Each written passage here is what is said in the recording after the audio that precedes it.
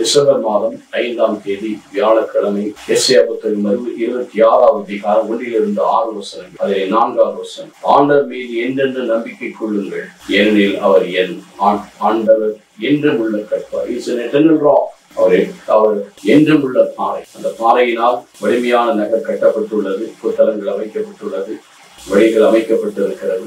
உள்ள மக்கள் உள்ளே வரட்டும். அவர் நம்பிக்கையுள்ள பாறை, புறக்கணிக்கப்பட்ட பாறை, புறக்கணிக்கப்பட்ட கல். திருப்பாடல் 118, 22 பார்க்கிறோம். புறக்கணிக்கப்பட்ட கல். நம்மை பின்தொடர்ந்து வந்த பாறை 1 Corinthians 10:4 பார்க்கிறோம்.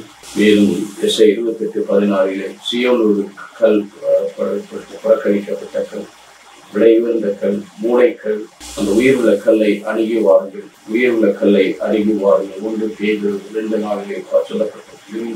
ஆகவே என்றும் உள்ள பாறையாக இருப்பதால் நாம் அவரின் அடைக்கலத்துக்கு, அவரை ஆண்டவரே என் பாறை, அவரே என் கோட்டையும் கேடையும் அடைக்கலமாயும், அவர்கள் அடைக்கலம் புகிறவர்கள் நம் கால் இடர விட மாட்டார். அவர் என்றும் நம்மோடு உறுதியான வாழ்வில் இருக்கிறார். அந்த நிறைவாழ்வை நாம் பெற்றுக்கொள்ள என்றும் உள்ள கற்பாறையில் நம்முடைய கால்களை ஊழல் செய்வார். நம்மை சுற்றி திருப்பாடல் 125 சொன்ன போல எரிதலை சுற்றி மலைகளை இருப்பது போல நம்மை சுற்றி அரணம் கோட்டையுமாயிருந்து நம்மை பாதுகாப்பார். நம்பிக்கையோடு அவர்கள் அடைக்கலம் புகுவோமா? எங்கள் நல்ல ஆண்டவரை விடுதலை தருகிறேன்.